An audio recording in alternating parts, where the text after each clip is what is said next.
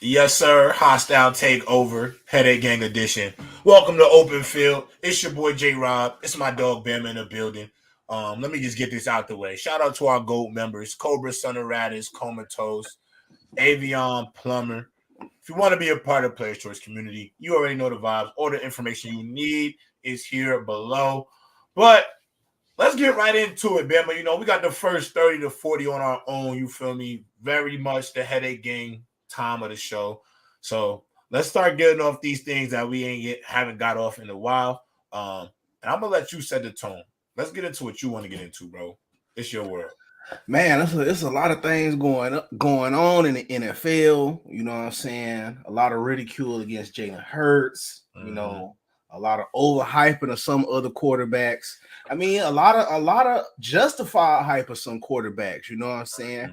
But this is what I'll probably say. This gonna lead back into you. How do you feel? We're gonna start off spicy. How do you feel about the gap between CJ Stroud and somebody like a Justin Herbert or some of these younger quarterbacks where they get this early praise, but it's like you fully ain't made it out the gauntlet yet. You know what I'm saying? Can you talk to me about that? I think ultimately, I think if you were to argue Justin Herbert and CJ Stroud right now, the argument would be Justin Herbert has more experience. He's played longer. He's also put up some really great numbers over his first 3 or 4 years in the league. But there's also been some question marks about his ability to take the Chargers over the top as of recently, just because obviously, I know people give him the out of, his defense hasn't been great and doesn't have the best head coach, which I think some of those things could be potentially true. I think now with Khalil Mack getting a bit healthy and Joey Bosa starting to get healthy, I think the defensive lack thereof will start to be less of an argument when you start to look at it like that. But, see, Justin Herbert has also not been good in moments, I think, where he's needed to be great for that team. And when I look at CJ Stroud, I mean, there could be an argument if depending on who you speak to, that, if they were starting their franchise, they may take CJ Stroud over Justin Herbert because, CJ Stroud, the Texans are 4-4. And let's be honest, did we think they were going to be 4-4? Nobody did. Nobody even had a thought in their mind that this team would be a 4-4 ball club. Not only that, this kid is 14-1. He's on pace to go for well over 4,000 yards passing. Completion percentages through the roof. I mean, he was the offensive player of the week in the AFC this week.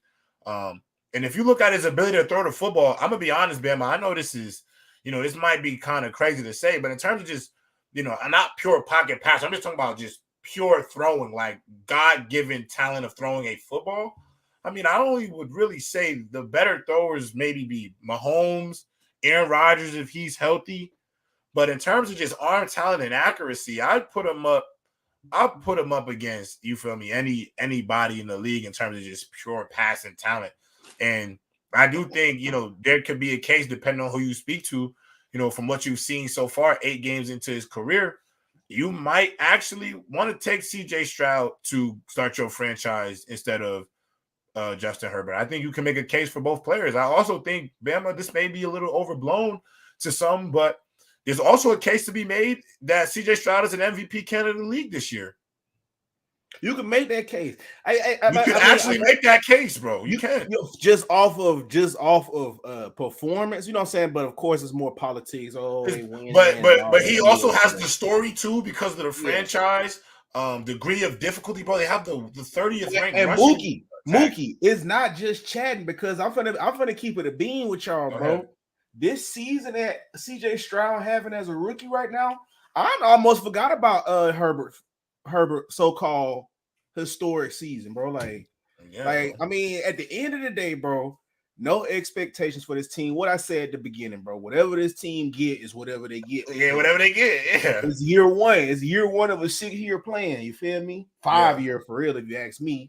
So it's like, I don't know, man. Like, it's not ridiculous to say that. It's not like, you know what I'm saying, we just going on a stretch and saying, AR-15. I mean, there's a lot of QBs. I mean, there's a lot of these young. They playing, bro. They playing, and I like what this quarterback thing is headed is Yeah. headed for real. Yeah. Hopefully Caleb come in, turn it up. Michael Turn Pickett, it up even Shea more. Dewar, keep these quarterbacks rolling in, bro, because that's what really make the NFL fun, because it's already a quarterback driven game. You feel me? So I like this competition for, as you know what I'm saying, with the new highly touted quarterbacks coming in the league, taking it by the horns. You feel me? Pause. And really coming to their own, bro. Like Yeah. I see it, man. You got him doing the sculpt. Everybody messing with it. It's a new little regime, bro. You know what I'm saying? Like that old football, I feel like it's over with. You know what I'm saying? And now these dudes, they coming in, they got their own swag to it, bro. It's real life fun to watch. You know what I'm saying? It's fun. Like for real, it make the NFL better. If Herbert, T-Law, these boys hearing this, bro, y'all should feel some type of way that we got a rookie that we feel like that's itchy towards y'all spot. You feel me? So that should inspire y'all to be better, to make the NFL even better, to show these dudes like, hey, bro, like, you know, shit, we here too. You know what I'm saying? So that's how I kind of look at it. You know what I'm saying? It ain't for me, it ain't that bad. You know, I like it. And I feel like Bryce would be right up there next, probably next year, year after, whatever the case may be. But I like it right now. Yeah, no, me too. I think CJ's special. Listen, I mean, when you look at what he's done, and everything is from the Houston Texans, I think right now, because they're only 4-4 in the year, we're only halfway through the NFL season, it's hard to go out here and say that, you know, CJ Stroud is just going to be an MVP candidate just because, you know, he's a rookie. Like, it sounds kind of crazy. You know, a rookie could potentially be an MVP of the league, but everything is in front of them. You know, right now they own the tiebreak with Jacksonville if they beat them again. They're second in their division, and the rest of their schedule from week 10 to 18, it consists of Cincinnati, Arizona, Jacksonville, Denver, the Jets, Titans, Cleveland, Tennessee again, and Indianapolis.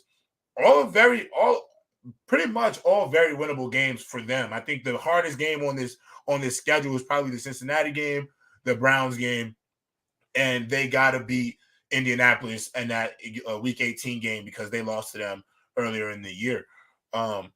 But the numbers that he's putting up, I mean, you can make a case for it. And that brings me to the title. Like the AFC South potentially could be the next, juggernaut conference in football. I mean, division in football. I mean, listen, if AR-15 pans out, if Will Levis, if what we saw from them last two games isn't flashes of what's to come, they're potentially going to be the best conference in football. And who would have thought we'd be saying the AFC South potentially could be one of the best conference in football? Because you got four guys at quarterback, three of them all in the same draft class, by the way. How many times do you hit on three in one draft class? Let alone if Bryce Young pans out, you hit four guys who are potentially franchise shifters. That'll be pretty insane. But also, now this comes to Ags. The generational talent thing that's been a running joke about Trevor Lawrence on this channel. Is it time to maybe potentially walk some of that type of, because if he's a generational talent, then what is CJ Stroud? You know what I'm saying? What is he? What is he potentially? If AR-15 with his upside catches up, because he got the strongest arm in the division. I don't know why I keep saying conference. I always think football. In the division, and his athleticism, what does he become? Will Levis throwing the ball 80 yards downfield himself, and his hitting reads in the pocket, taking shots, making throws on a dime. And he's just so my question is, does Trevor Lawrence, is he even going to be the best quarterback in his division going into the future? I think that'll also become a debate, because I'll be honest with you about one thing for certain. I can understand the Justin Herbert thing, where people are like, that's far and away for some people. But the CJ Stroud and Trevor Lawrence thing, I think that's a conversation right now of who I'd rather have. Because I don't think I've seen Trevor Lawrence really dominate a football game yet. Well, maybe one or two games of his career, but I don't think he's off to what I've seen from just projection standpoint. I would probably go CJ Stroud. So I'm gonna be honest, between the two of them. So I think the conference is in not only in impeccable hands, bro. It's going to be insane to see. I like that. That's not ridiculous, man. He said we starting to overrate CJ, which what they starting to do with Herbert, bro. Yeah, I ain't gonna lie. You can't overrate somebody because it's not really fair. I think now that CJ Stroud is in these conversations, why is everybody starting to act like the conversations weren't had when Justin Herbert came out? Was he not in the top 10 conversation his rookie year? Was he not in the conversation of I would have him over this guy to start a franchise? His rookie year, all the records and stuff. It was don't let him win double-digit games. Yo, they got 8 games left in the season. If he wins 10 games this year, 10-7. Yeah, if he goes 6-2 over his next 8, they win 10 games, bro. You gotta put him in. Again, he gotta get votes. You would have to automatically get votes, bro. He may not win it, but he will essentially have to be within the top. He'd finish top 3, bro. I'm gonna be honest. He'd have to finish top 3. They go 10 and They go 10 and was it 10 and they go 10-6. 10-7, yeah. They go 10-6, 10-7. Bruh. How do you not he would have the narrative, he'd have the numbers. And they win the division. They win the division as well. I mean, bro, it's like Michael Parsons, his rookie going 10-7, yeah. I mean, shit. Who in that division? Oh yeah, ooh, it'll be hard. It'll come down to him. It'll come down to him and them Jags, boy. It'll be tough though. I mean, people forget Michael Parsons as a rookie, finished second for Defensive Player of the Year. Like, so much politics to quarterbacks, though. No, I know that, but I'm just saying, if you play well enough, if you play good enough, and they recognize it, you kind of break the system. You think they want to give MVP? They wanted Lamar Jackson to be an MVP of the league, bro. Let's be honest. Lamar Jackson more than forced the hand of everybody in 2019, because him going into that year, there were so many doubters. There were so many people who didn't even want to see him succeed. He had the media was 100% against him, and ultimately he went on to win the MVP. And I think he made it literally like you can't vote for anybody but me. That's why he won it unanimously. You know what I'm saying? So I just look at it, if you play well enough, like, bro, he's on pace to go for like 35 touchdown passes, 5K, maybe 2. Let me ask you this though. If Tyreek hit 2K, is over with though, right? Well, my only thing about Tyreek hitting 2K is it won't be over with if AJ Brown does it as well, because he's on pace too. We are literally on pace to see 2 receivers potentially go for 2,000 receiving yards potentially. So, my question is, if they both win it, if they both go over 2,000 yards, you got 2 options as the NFL, and you tell me which one you think is the better option. You co-offensive player of the year him, or you co-MVP him. What you think the NFL would do? Because they would have been the first 2 people to break a record that's never been done. Well, somebody not gonna get it. You know how the NFL is. Well, it's been co's before though. I think there's been co's in the NFL before. You can co if it's well enough. You think they gonna let both of them boys break 2K though? Yo, Bama, I'm gonna be honest with you, bro. I'm gonna be so honest, and maybe this somebody, but I'm not saying like in no like type of conspiracy. It's never been done for 2 people. Somebody is finna get schemed out of that 2K, bro. Oh, I see what you're saying. You saying they might not both go get it. Oh, okay. Like they not just finna keep whoever. The NFC is just not finna keep letting AJB go crazy like that, or the AFC is just not finna keep letting Tyreek go crazy. I'll say this. Something finna give, bro. They finna make up some type of coverage. They finna sell out a little bit more for them. Something is finna happen, bro. I'm trying to tell you. I'll say this. I know people may not want to hear this. I'm actually more confident. Well, I don't want to say more confident, but I would actually expect the AFC to handle Tyreek more than I think the NFC could handle AJB, because of the Dolphins' offensive line. I don't think our offensive line has been that great as of late.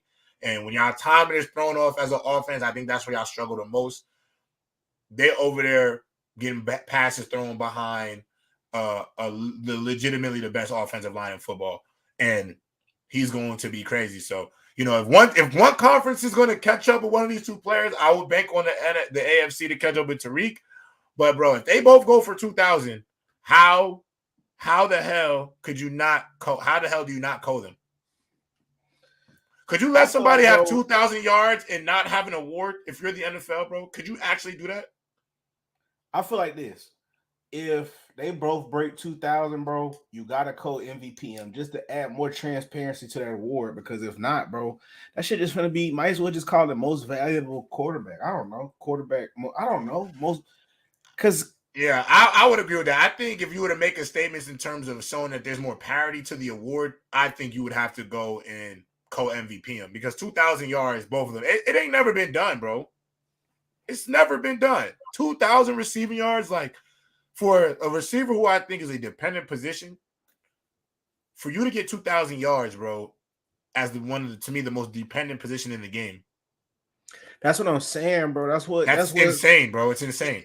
Because if they both had 1,000 yards and they both was running backs, I kind of would see a running back getting it more so than two receivers. Because like I said, you got to make sure that the quarterback in sync with you. You got to make sure that at this point, you got to make sure he force feed you. Because look, at this point, bro, if it's hard for me to believe that a defensive coordinator just finna lollygag and go out there and just be like, oh, I'm just gonna leave them one-on-one today. Like, dog, if 9 games is not enough to show you that they are realize that deal, bro. Like, yeah. Like, so I'm just trying to just think of every variable. Like, I just don't really think that the game plan is just gonna call for you to just get force fed and still be able to win, because you gotta remember these dudes are winning all teams, so you just can't go out there and sell out just to get these dudes stats. It ain't just that easy. Like, they're about winning games. They're winning games first before they eat. Yeah, we gotta win because one of them's the best team in the NFC. B, one of them is trying to get the monkey off their back. Get a win versus a 500 win. Make the playoffs and get a win in the playoffs. Yes. You feel me? Before that gets blown up, because Tyreek Hill only got an X amount of years. Jalen Ramsey got an X amount of years. So we got to capitalize on these guys. So it's like at this point, I'm just trying to figure out, like, because I feel a few people in the chat, I don't think neither one of them get it, because at this point where we at, bro, they seem both unguardable though. Y'all gonna have to get force fed, and B, these defensive coordinators gonna have to be arrogant and just be like, hey, fuck it, we just go, bro, one-on-one. We just gonna keep going one-on-one, bro. No, they definitely gonna have to game plan it. But I mean, bro, AJ Brown dunking on 2. Easy. No. AJ Brown can show, but that's big body. That's big body. Yo, he really might, like, I love Debo Samuel, so it's not a slight at Debo, but he really out there Debo people for the pill, bro. He really Debo ain't gonna take my chain. Like, he is out there taking a rock from folks. So I mean, personally, Marley posed a good question that I would love to hear your point of view on. This is, I think the NBA, they added a bunch of new extra awards now. One, I think they obviously do it to make the game more fun, but the NFL is trumping them every year in terms of ratings. But I mean, I understand football's once a week. I mean, and also it is the biggest thing in I think the United States of America.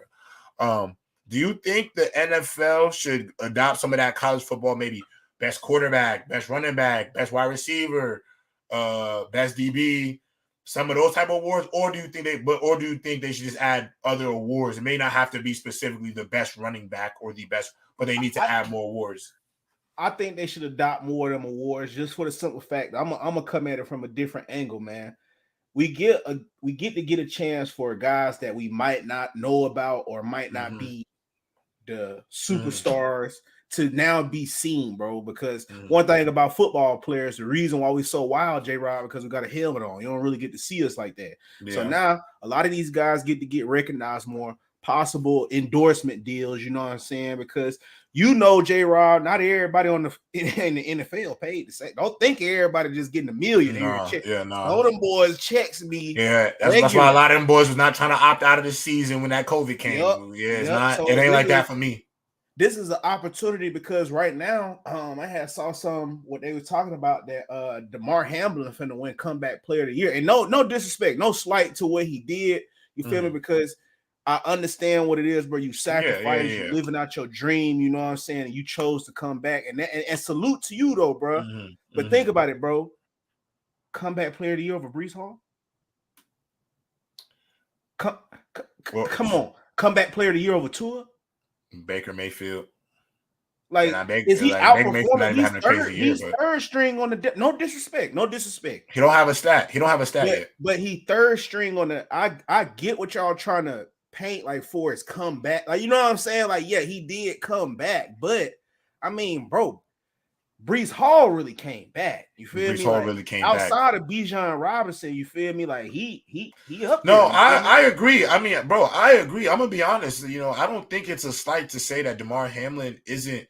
And please don't paint this picture that we are insensitive to DeMar Hamlin because we don't think he deserves to win the comeback player of the year. Me and Bama were two of the few people that understood why he wanted to even come back and play. So we were one of the few people on this panel. I remember like it was yesterday. It was on Gridiron.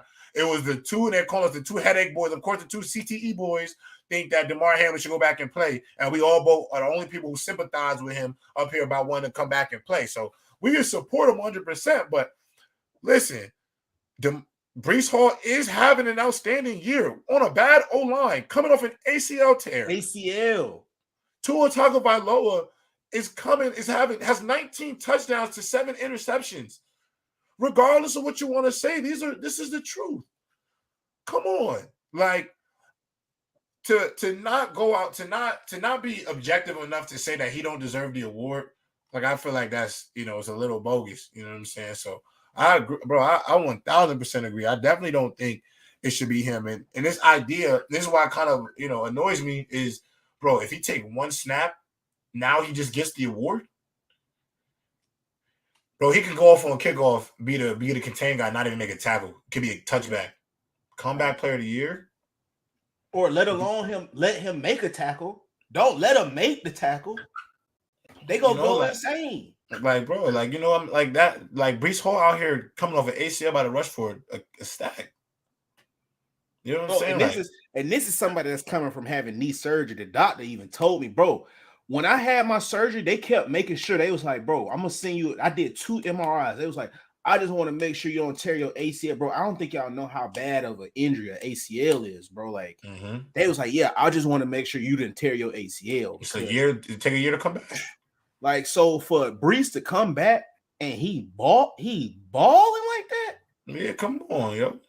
Come on. Didn't AP win it? Did AP win it? He won. Yeah, AP won MVP off the ACL. He won MVP of the league off the ACL, bro. That was crazy. That's still one of the craziest things I've ever seen. That's one of the biggest I am him performances I've ever seen. One MVP of the league off the ACL the year after. The only reason I'll give it to him over TJ Watt because TJ Watt kind of get hurt a little bit. You could even argue TJ Watt though. He would deserve it more than he balling. He balling right now. He balling. Like, bro, I definitely think there's a few awards that should be recognized. I do think there needs to be a special teams player of the year award. Facts. Because Devin Hester would already be in the Hall of Fame if there was. Justin Tucker would have all of them. He'd have about 5 or 6 of them already. Justin Tucker is already going to go down as the greatest kicker ever, but there was no special team player of the year award for Justin Tucker. Why not? I get it. He made first team all NFL and all of that, but that man needs some hardware. Yeah, who's been the most impactful special teams player over the last decade? It's been Justin Tucker, the greatest kicker we've ever seen. He makes kicks from 60 yards plus out, straight down the middle with room left to spare. Could probably kick a 70-yard field goal in a game if it really called for it. If it really called for a fade of the stars, 70 yards, I think Justin Tucker, good leg, good win, is getting it.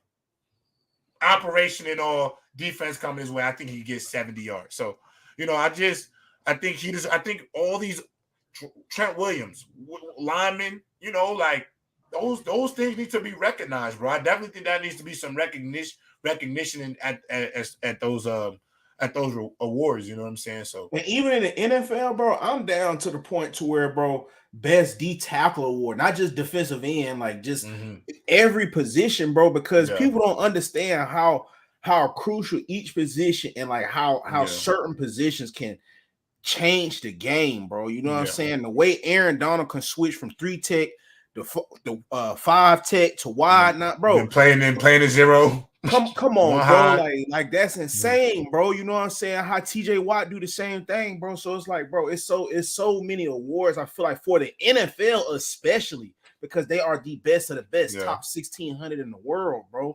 They need more awards than besides just the MVP. Would you just give it to a quarterback anyway? Right, and that's why it's no parity in the award for real. Like, come on, like.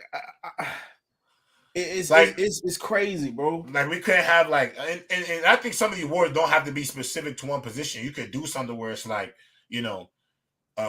best interior lineman of the year, offensive lineman of the year. You know what I'm saying? Because then you go interior lineman. Not every D tackle is really a true D tackle. Like you said, Aaron Donald switches between all of them. You know what I'm saying? So there's a lot of other guys. This is for the Quentin Williams of the world. The Vita Veas. These guys who, Chris Jones played end, but he played every other interior lineman. You know what I'm saying? Like Chris Jones, one of the most swappable defensive linemen in the league. The Chiefs will put him at the end. They will put him at D tackle. He affects the game no matter what. You know what I'm saying? So I feel like all these awards could definitely be.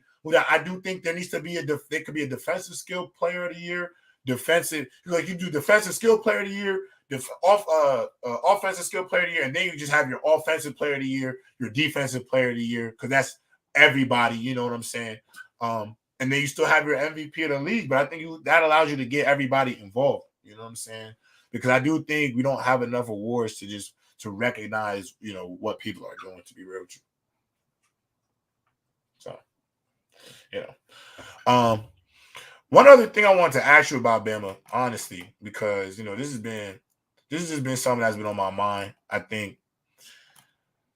Do you think it was kind of, everybody was criticizing the Raiders for, smoking cigars in the locker room after they win against the Giants? Because a lot of people said it's the Giants. Y'all still on that. Do you think that was overblown, or did you understand why they was smoking cigars in the locker room? I understood why they were smoking cigars in the locker room. I think that was Antonio Pierce to let folks know, man, we men up in here now. We got the little boys up out of there. Yeah. Josh McDaniel, bro, he just he reminds me of that kid. Like, he always had everything, but he always found a reason to complain about or bitch about something, like, because he still don't have it his way. You feel me? And it's just like, bro, your way not working, but you still mad that you don't have it your way and your way not working, bro. Yeah. Like he was like a real child, bro. The whole everything with that team, bro. Like just getting rid of Carr up out of there, bro. You bring out for me throughout that whole situation, bro. I know I talked shit about him, bro. I felt so bad for that boy, route runner. I felt so bad for him, bro. Oh, Devontae Adams? Devontae Adams, bro. Yeah, me too. Because just to think about it, J-Rob. You leave. You opt out now. To go play with your homie. Go play with your homie. Yeah. Bro, I'm coming, J-Rob. I'm coming, bro. Yeah, I'm pulling up. I'm pulling up. And then I'll call you the next week, bro. Aaron asked me to stay, but I told him I'm deuces. He said he was gonna see what I'm gonna do. I said I'm finna come over there with you. And I'm telling you, let's get it. I'm telling you, let's go, bro. Let's get it. Then all of a sudden, coach started having a power trip. Like, oh nah. Matter of fact, then I gotta call you back. Like, man, they ain't rocking with me, bro. They were trying to get me out of there. What else? You signed a new contract. You locked in for 4 more years, Bama.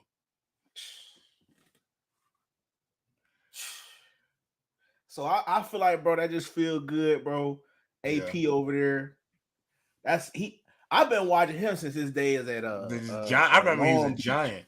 I mean, of course, playing, but coaching wise for his Long Beach, they got like little stuff on YouTube with how he coached. Like he Long like Beach Poly.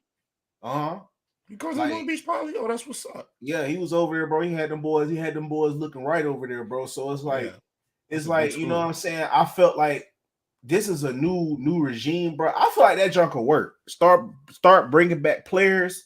Start bringing back players to come coach these teams. Start bringing back older players to coach these players, bro. I tell folks, man, these old coaches with this old-fashioned slave owner mentality, do as I say. That shit is getting played out, unfortunately, bro. I agree. I we think it's like played out Deion, too. we like Lincoln Riley, we like Lane Kiffin, we like these young dudes, dog. Like we like these Mike. dudes. We like Mike McDaniels. You feel me? Like we like these cats. We bro, like Sean McVay. You feel me? Like Sean get McVay, with the times, bro. Like it's over with, bro. Like just trying to be my daddy, bro. You not my daddy, bro. I make more money than you.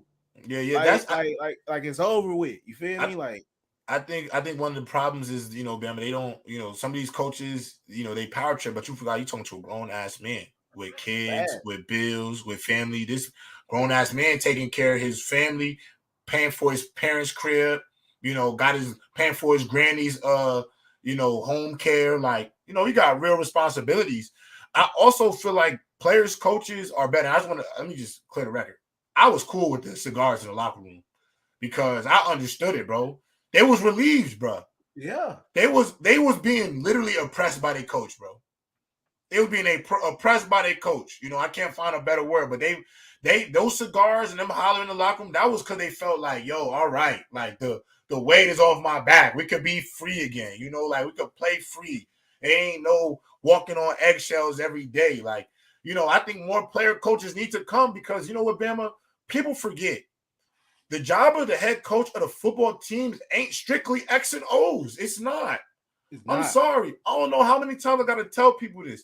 Listen, you can be great on the chalkboard, great on all of that with the X's and O's, but you got to fire up 53 grown-ass men to go play the greatest form of football. You got to hype up 70 plus college kids to get them ready on Saturday. It takes personality too. You got to be able to resonate with the people you are leading. And so I think when you just think about the X's and O's of it, it ain't enough. It will never just be enough. You got to go out your way. You got to go out your way to resonate with your players. And that's why AP is so beloved in that locker room, because they see themselves in AP. Like, he not going to have them pass clacking on Wednesday all crazy and stupid. They played 10 weeks worth of NFL games. Bodies is hurt now. We got a Thursday night game coming up. We got a short week. You don't even got to certain coaches, you got to explain that to them. And Bama, let's be honest, that's not something I should have to explain to you, bro. We spend our Sundays having mini car accidents for 3 hours straight. Let's not go back and have many car accidents in practice too. Camp is over. Just little things like that. You can't talk to some of these grown-ass men any type of way. You got, they not kids, bro. Like, it is what it is. And so, Josh McDaniels is one of the worst coaches in the history of the game. And I want people to make sure they know that. Josh McDaniels should not be allowed to coach another NFL team for as long as he's coaching the game. Could be an OC for me. Do all of that. But don't come in here trying to lead men, because he's not a good leader of men. He wasn't a good leader of men in Denver. He was cheating, talking crazy to a bunch of grown men. They didn't resonate with it. They come back out here again tonight. Last week against the other night before they lost, they still not doing nothing, bro. And then you talk about the Patriots organization amongst your peers. I mean, it's just, I just think it's not a great situation at all. I think Josh McDaniels is 100% one of the worst coaches to ever grace the NFL game. So, but you want to start letting some people up here? Go ahead. You know who number one was? Jeff Fisher. Urban Meyer was number one. Oh yeah, Urban Meyer might be number one. Urban Meyer might be number one, but McDaniels is definitely top 2 all time, bro. Top 2 all time, bro. He's horrible. And the worst part of me is, bro, he thought Derek Carr wasn't as good as Jimmy G, which I think is absolute incompetence. And the fact that he went over the GM to go to the owner to go get Jimmy Garoppolo is really one of the worst quarterbacks in football. Oh God. The only reason Jimmy Garoppolo gets any type of love or any type of defense is because he was able to hand the ball off real good for the 49ers. And he could run spider. And what is it called? What did John Gruden call it? Spider two wide banana. He could do spider 2 wide banana. He could run spider 2 wide banana, and he could hand the ball off good. Jimmy G is a duck. Famous with them sorry Patriots, man. They won 11-5 or whatever the case may be, and they did the same shit with Matt Castle. It's like, bro, how much stake is you go buy in the Patriots system, bro? Outside of Tom Brady, bro, like they've just shown the same stuff. They've shown they could do it with Jacoby Brissett, Cliff Kingsbury. Come on, bro. We're not actually, before we bring people up, I got another thing I saw this on the internet. I thought this was hilarious. What NFL coach owes a player majority of their salary that they made? I can name you a few. I'll give you 3. Bill Belichick, Jimbo Fisher, and I'd probably go Sean Payton. I ain't really listen, bro. Sean Payton ain't did nothing without Breeze, and it ain't looking like he's looking overrated. Bill Belichick, we've had this conversation 1,000 times. Y'all know what he would be. Y'all know what he would be without Brady. The reason why I say, the reason why I say Tom Brady, I know what it is with Belichick. Bill O'Brien might owe Deshaun Watson some cash. But the reason why I say Jimbo Fisher got a bag, and that's really because of Jameis Winston, bro. Okay, can I go even further? This might even be spicy though. Go ahead. Bill Walsh owes Jerry Rice for you to take his offense from college, bring it to the NFL, call it your shit. Yeah, that's crazy. That's crazy. That is insane, bro. Like, yo, that's crazy. No, that's crazy. I mean, what else? What else? Like, you know what I'm saying? Like, that's a great point. Word for word, bar for bar. You gotta be like Soldier right there. Like, he copied his flow. You feel me? Like, damn, that's a great point. Fact. Yo, there's a lot of fraudulent behavior going on, bro. Word for word, bro. Bar for bar. I'm trying to think, is there any other coaches who owe their success to a player and don't get enough The credit? NFL owes Canadian football this success, bro. Punting.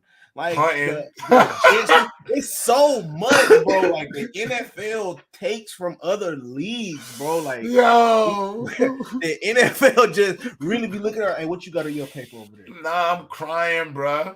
Mike McCarthy. Who do he owe money to? Oh, Aaron Rodgers. You think Rodgers on brand? I don't know. I don't know about that one actually. I don't know. How do you? Shout out to Valet 16. How do you guys think Kurt Warner was? Go from bagging groceries to winning a Super Bowl. Yeah, underdog story, bro. Mike McCarthy by Jaden Roybal. Okay, I like that. I'm trying to think of another. If there's another big coach that I can think of off the top of my head that owed a coach. Anybody else off the top of my head can I think of that owe some bread? That owe some bread for real. Really owe bread. I can't say that guy. I ain't gonna lie, bro. I can't think of nobody else right now. I can't. I really can't. I can't. Oh. You know who owe bread? Chip Kelly owes bread. Marcus Mariota and Chip Kelly. Chip Kelly owes bread. Bread for real. What he did to the Eagles was not right, bro. What he did to that team was not right, bro. DJ, Shady. He broke Vic. Jeremy Maclin. Vic. Bro, he broke it up, bro. He broke it up. He's not right. He's not right for that, bro. He's not right. Chip Kelly owes Marcus Mariota a bag. Oh, God. Hey, I know we're gonna talk about college too much, but Dabo Sweeney, yeah, that boy do owe bread for sure. He don't want no players making NIL money. See Dabo feeling good though. He just beat Notre Dame, so he feel like, yeah, I'm back still. Don't forget about me. Can't really say Jim Harbaugh. No, I can't say Jim Harbaugh. Jim Harbaugh probably come back to the NFL. I want to let some people back up here. I'll throw Yeah, those go links ahead. in. Yeah. Yeah, all right, yeah. About that link. Let's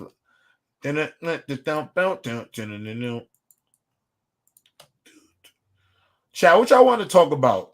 I got something for us because this Monday night game gonna be a trash debacle. Do you think what Early says about Bryce Young is a little too harsh? Bama? Oh yeah, he a fake Carolina Panther fan. And why are people so is it and honestly, bro, do you think if CJ Stroud self. wasn't off to such a You great start, ugly early, you're ugly, and your breath stinks. Talking about Bryce like that. We don't and when he get them cats purring again, we don't want you, bro. We don't want you. We don't want your Girl Scout cookies. It's over with. Damn. But bro, if CJ Stroud wasn't off to this start, well, this hot of a start, I don't think he would be saying.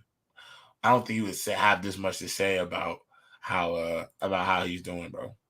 To be honest with you, because I think bro is actually one of them guys. It's a tank off. I mean, it can't really be a tank off because the Panthers traded up to go get Bryce Young, so they don't get that first round pick. But I ain't gonna lie, Bama. I'm gonna be so honest with you though. You're not gonna like this. If the Panthers were to get the number 1 pick in the draft, bro, I don't know how you don't take Caleb Williams and pull a Josh Rosen.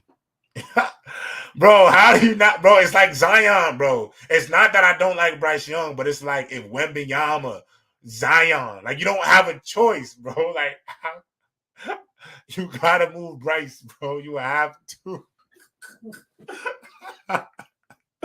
Yo, you have to, bro. They better take Harrison. Well, they don't have a pick, Shift God. They don't even got a pick. Jerry owned Jimmy for them chips in Dallas. Yeah, he might. Yeah, but he paid him, though. You got to understand, Angie, he actually paid, though. You feel me? So he did pay what he owed. The owner paid what he owed to them coaches. Jimmy Johnson is one of them guys. Yo, the tonight's tank off, bro. Why are the Bears so bad, gang? Like how is it that this organization is in this place, and I feel like they never gonna get out of this place. Yeah, I feel like when it's situations like that, bro, you gotta like either get a new owner, new executive. It gotta be something at the very top. You feel me? Like, and then once you go from there, you will have to like then change because it's something that's creating that black cat culture. You know what I'm saying? Like it's something. It gotta be something, bro. Like it gotta be something. So you gotta really start at the top because they keep getting these horrible coaches. They keep making these horrible, some of these horrible picks. They keep missing with draft picks. You can't find. How many years has it been? And they still can't find a quarterback since 1985? But how and they didn't have a quarterback then. But bro, I believe in curses in sports, bro. Like I believe in the football guys, basketball guys, bro. I think they cursed themselves, bro. I think they got cursed, bro. J-Rod, it's like the Knicks with Patrick Ewing, bro. Bro, it's like the Knicks. When we freaked out the draft to get Patrick Ewing, we was cursed ever since that, bro. Ain't did nothing since. The Bears played a dangerous game. The steel curtain, that's them defenses, them Bears defenses with the fridge and all them people. Bro, that was their football Illuminati years. And so now they're paying what they have to reap what they sow. Angie Carr, nah, because Jerry act like he the reason they won. I mean, he paid a bag, so I mean he paid. Listen, if I'm the guy paying, I'm the reason we winning. Yeah, I understand that it's on y'all to go out there and, perform and coach up and scheme. But me putting a few million in your bank account is motivation to get you to do those things. So at the end of the day, if I'm Jerry Jones, this is my championship just as much as anybody else because I'm paying for it. You feel me? I'm paying for it. It's coming out of my bank account, and so that's how it goes. You feel me? So, you know, but hey, I think the guys is mad at us because he came on the show. I just want y'all to know if y'all don't want us to, if y'all ain't coming up because me and Bama took the start of the show, I want y'all to know, fellas, it wasn't personal. We got to do this sometimes, bro. I don't think people understand, bro. Like, you know, it's J-Rob and Band Headache Gang presents. Okay. You know what I'm saying? You got it.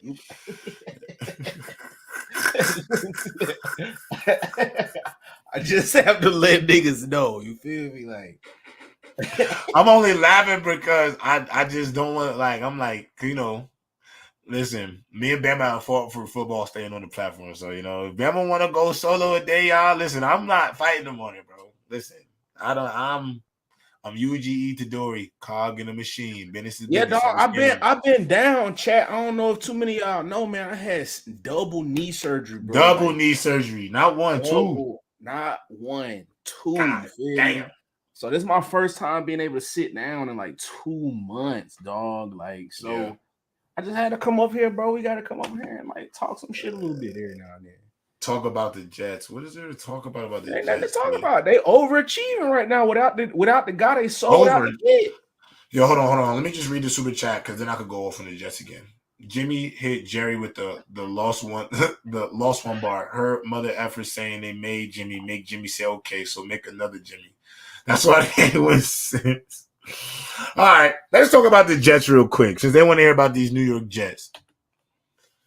The New York Jets. I want you to know something. I love the fact that we drafted really well outside of the quarterback position. But the fact that we are so bad at the quarterback position, I hate to admit it. It was the biggest flop ever. And all of y'all wanted to come up here because Zach Wilson played 1 or 2 good games, not even good games, played average game, lost one of the games that y'all told me to get excited about. And y'all over here trying to hit me with the, you know, give us some time. You know, we're going to see Zach Wilson. Zach Wilson is the worst quarterback in the NFL. He got butter on his hands, terrible ball security. I'm not giving him no more time, bro. And the thing is, Nick Wright said it best today. The Jets organization, I don't understand why as an organization, we want to keep, like I keep telling you, they want to keep sticking it to us without taking us to dinner because we go on TV and talk about how they can do this for us and do that for us. And, you know, Zach is still our guy moving forward and this, that, and the third. Does anybody know any other good quarterback to come out of this draft class not out except for Trevor Lawrence? Anybody? No, because the class was ass. So if the class was whack, you could admit that because there's no like, oh, yeah, we whiffed on him, so but we didn't get Mac Jones or we didn't get Justin Fields. Like, I still got like Justin Fields' potential, and Mac is better than Zach, but it wasn't no shoo-ins. There hasn't been no shoo-ins. And on top of that, we got quarterbacks like Carson Wentz available to keep us afloat. We could have got Cam Newton. We could have got Josh Dobbs. Sheesh. I'm at the point where we could go get Ryan Tannehill. Yo, pull up, cuz. How many years left he got on his contract? If you got a year, let's pull up, bro. Zach Wilson is so bad at football. And this whole idea that we're going to wait and make it, we're going to make it by the playoffs for Aaron Rodgers to come back. Does anybody feel confident enough that Zach Wilson can lead us to enough wins to even have that opportunity? Like, Joe Douglas, I understand that you wanted this to work because we wasted the 2nd overall pick to get this kid. But you're killing me, Smalls. You're killing me. We're going out there every day, wasting our time. Defense is too. I'm not holding on, Dave. I've seen it for too long. I've seen enough. There's no holding on. He is not good at the position. I'm not holding on to nothing. And Joe Douglas finessed the fans. Shout out to Glover. You know how he finessed the fans? Because he drafted every other position good except quarterback. So you get excited about everything else. You get excited about everything else. But we can't throw the ball. So I don't know, bro. Like, it's killing me, bro. It's killing me. I hate to see it, bro. I can't take it no more, bro. Like, I'm not gonna lie, the Chargers game, I'm gonna be real. We should have been in a real game. The score to me doesn't even represent that game. Half the reason why they scored, turnovers, return for a touchdown. Wasn't like Justin Herbert was dominating us. You can't score the ball. Bro, I know high school offenses that operate on a higher level than us. And I hate to say it because it's not Breece Hall's fault. It ain't Garrett Wilson's fault. It's because we don't have no good quarterback. And I'm going to be honest. Alan Lazard, when are you going to be a number 2 receiver for real? Like, we paid you a bag. I don't know. I haven't seen number 2 level receiver. If I'm the Jets, we definitely in the draft looking for another receiver. Because it ain't, I'd rather let's go get Xavier Weaver from Colorado. He's a good receiver. I think he'd be better than what we got. Emeka Egbuka. Let's go get one of these guys. And Malik Neighbors. Alan Lazard is not cutting it. Randall Cobb is not cutting it. You feel me? Like it? Listen, bro. If I talk about the Jets, I'm gonna get hot, bro. So I'm gonna let's move on. And I hope we go get Devontae in the offseason to team him back up with his dog. So go ahead, Grant. Get into it, bro. What's goody? What's good, y'all? I mean, I'll say this about the Jets real quick, and then we can move on. I think the biggest thing with me is I think the biggest thing for me is this season kind of didn't really go the way y'all honestly planned. Because I'll be honest, if Aaron Rodgers didn't go down with the injury like the way he did, and I think this season could have been different. I'm not saying it was going to be perfect. I feel like it could have been better. But I think we were all under the impression that Aaron Rodgers was going to lead this team because the team was, if we honestly look at it, when at the beginning of the season, it was built to be able to help him get this team in a position to make a playoff run. Now, I look at Zach Wilson now, and I kind of held out faith because I've wanted to see him. He's not the guy I'll need. I'm sorry. It's time to move on from Zach Wilson. Right now, I know he's your best option at this point in time. He ain't our best option, though. Trevor Siemian better than him. You think Trevor Siemian better than Zach? How bad is Zach, bro? Like, what does Zach look competent as a quarterback? Only time he had a little confident when he had Saldana Kelsey. When he had Saldana Kelsey, that boy turned into Aaron Rodgers. He went crazy. Yeah, like come on, bro. He's whack, bro. Like he's not one of them guys, bro. And I'm not even about to sit here and hear about this offensive line and all of this and all of that, bro. He's trash. He's not good. He's not good at the game. He's probably a great human being, great person, great family man. But as a NFL quarterback, chips, bro. Basura. Rubbish. Do I need any more bad adjectives? He stinks. Put a fork in him.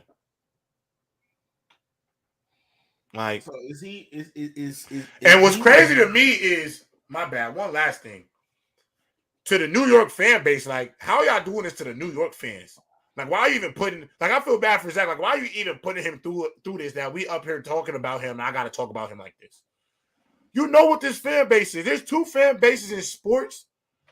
2 fan bases in sports that you can't BS us. 3 is Boston, Philly, New York City. You can't BS us.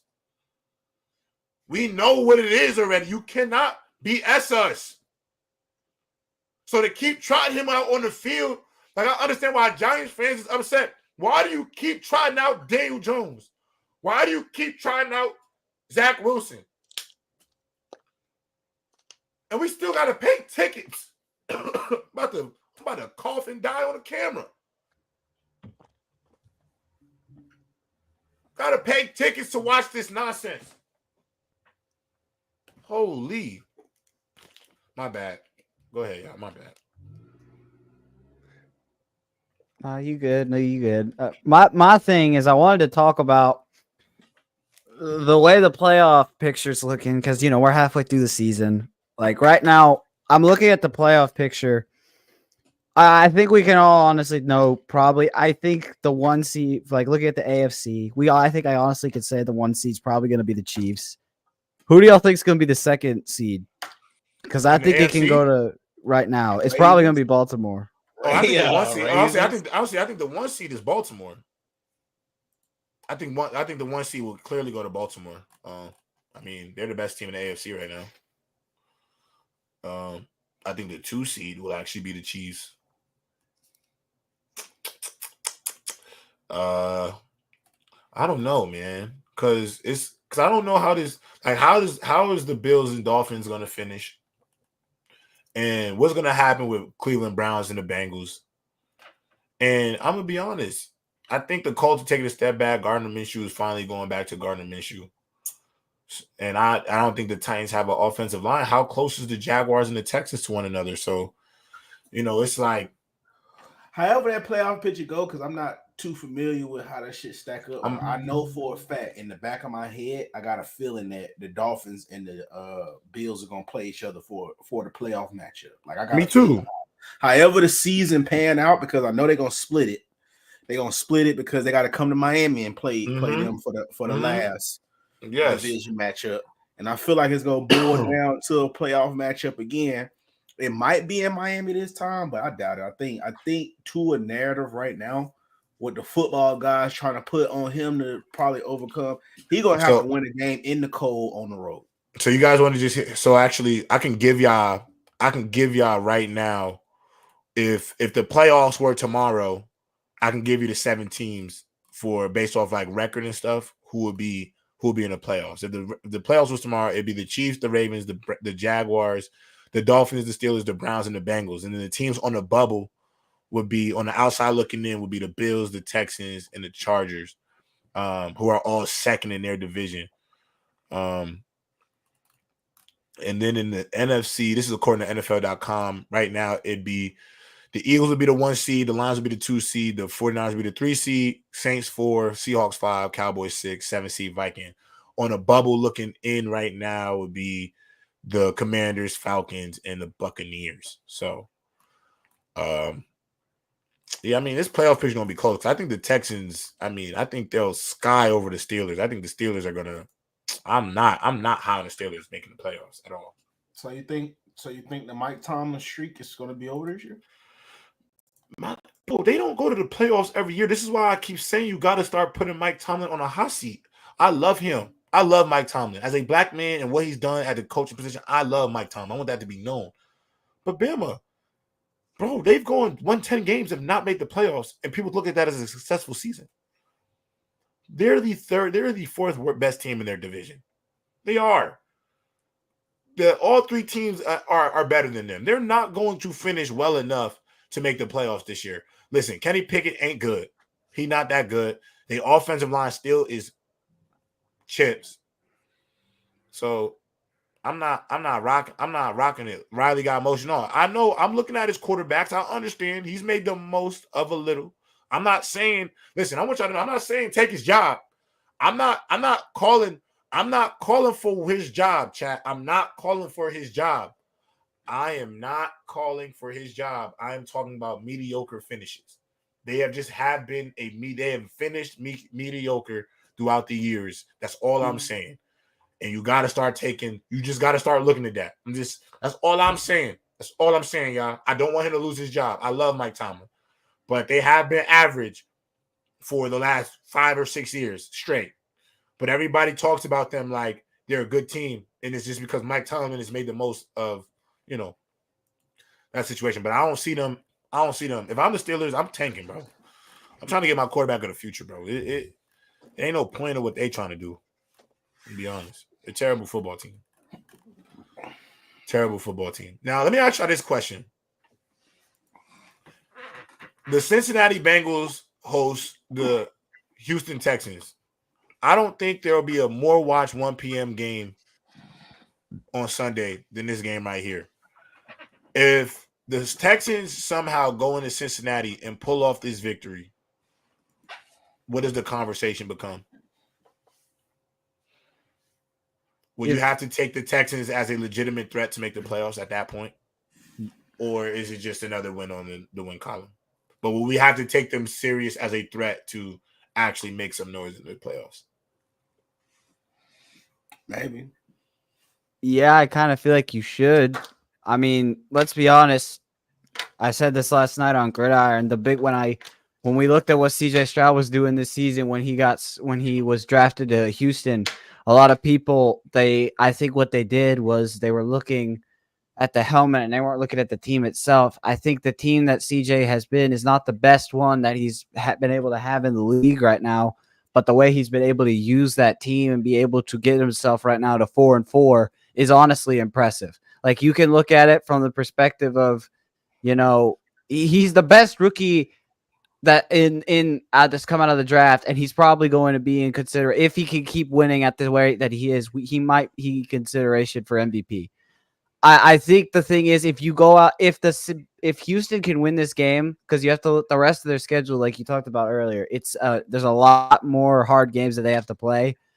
And so looking at it, if they can go through that gauntlet and be able to at least get a 9-10 win season out of it and make the playoffs, I think it shows a lot for CJ, because especially with the Texans as well, because thinking about the Texans, I don't think a lot of us, I expected them to get, I think it was like 3 to 5 wins. And the fact that they've been able to have an even record with this team is just even more impressive. I think you have to have that conversation. If they beat the Bengals, I think it's a solid win to put them in the conversation. But again, they got the rest of their schedule, and the rest of their schedule is very, very tough. So you have to look at it from that outside perspective as well, because I think it puts them in the hunt right now, but I don't think you could say that just yet. I think I need to see if they can keep playing well and getting through these harder teams that they got to play down the road.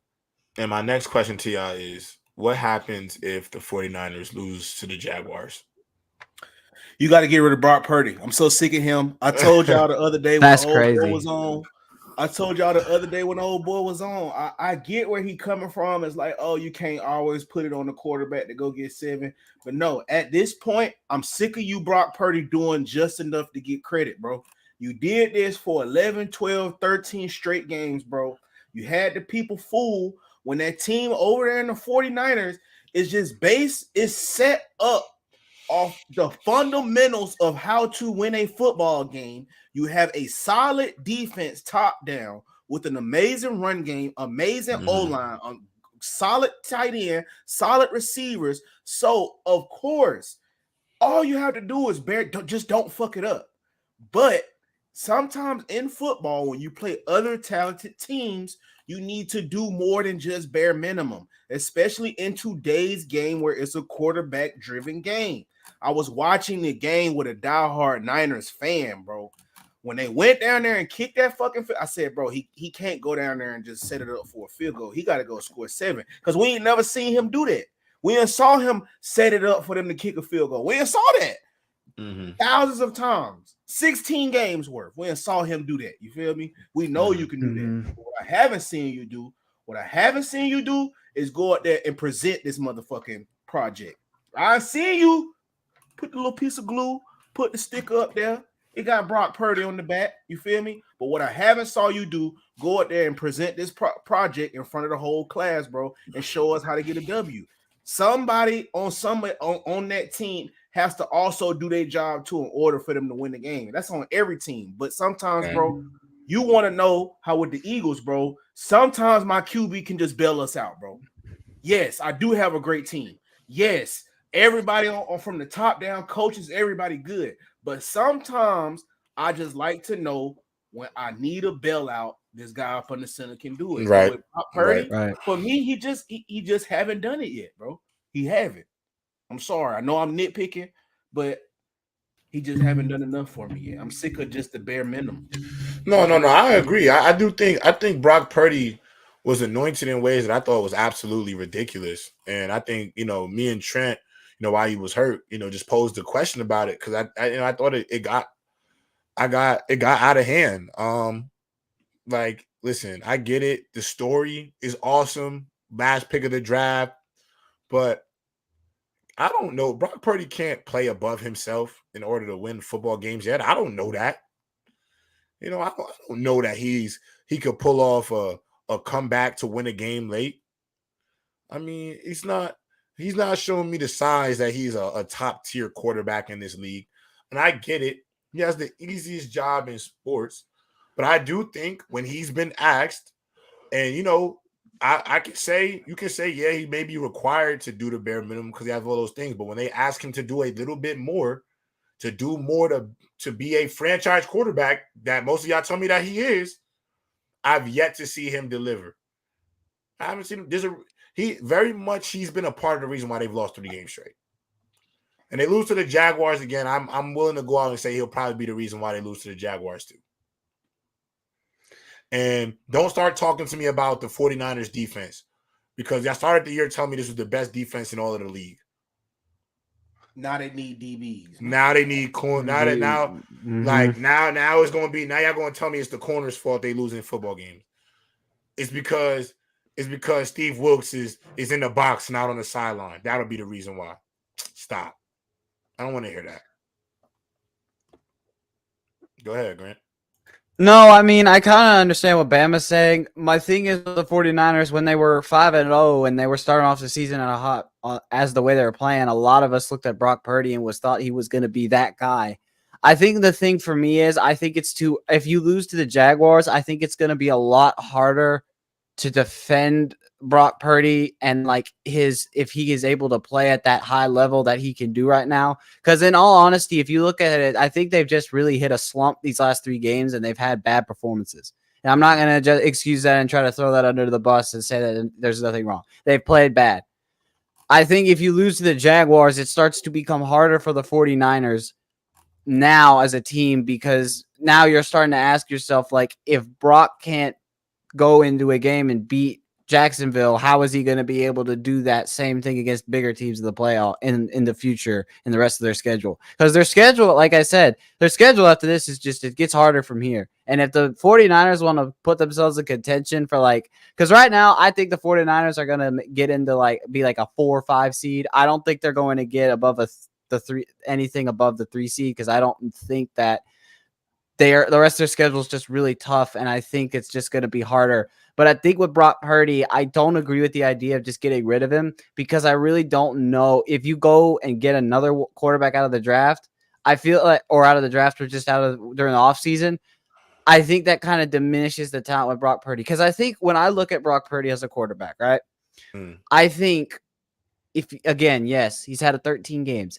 I think I've watched him play when he was at Iowa State. I watched him play. He's a solid player. I just think there is a lot of steps and pieces in his game that I see that are unpolished.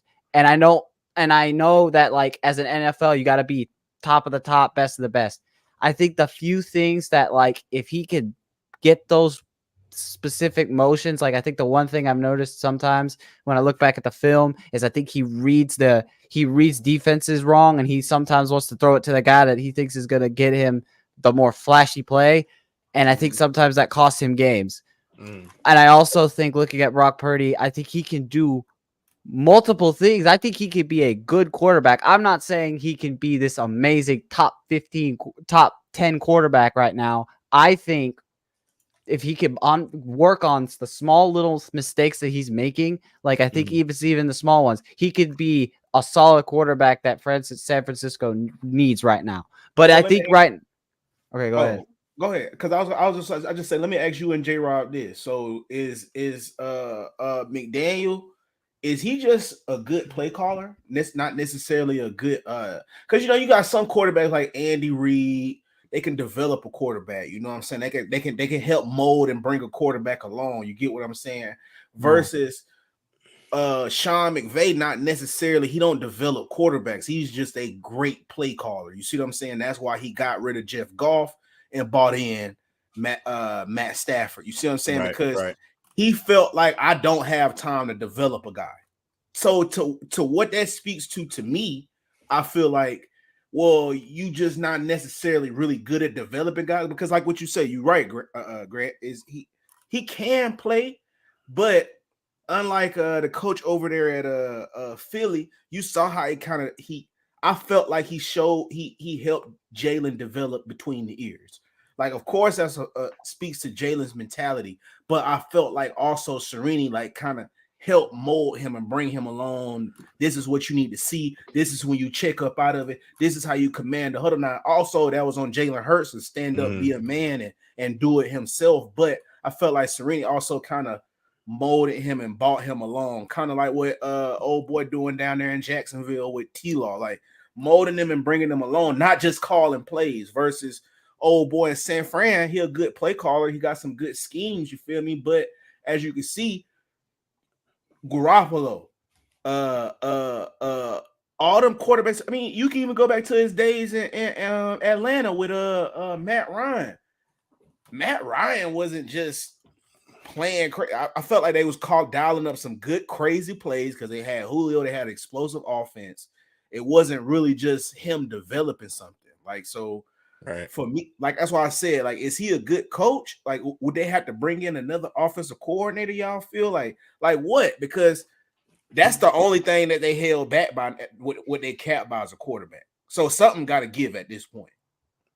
I personally just feel like, I mean, I don't know. Like the Steelers, oh my God, I don't know, bro. Because like sometimes I don't always know if it's just a play caller, bro.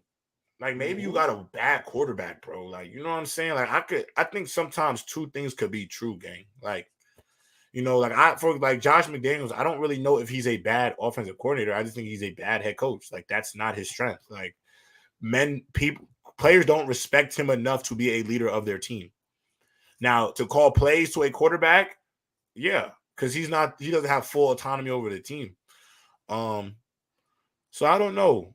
Like I think the Shanahan's is a great play caller, but is Kyle Shanahan really a top tier elite coach, or is he a top tier elite play caller? I don't know. Exactly. That's what I'm saying. I don't know. Like I know he could call some offense, but there's also something to be said that you can't come back if you're down by 5+ in the fourth quarter, it's a guaranteed loss.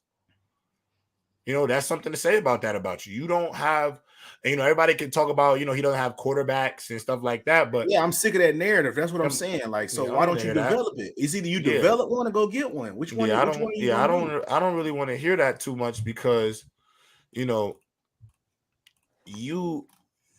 your job, if you're gonna call the offense, then that means you have some sort of relationship with your receivers, no? Your quarterback, right? Like, no, that's fair. No, that's fair. On, man.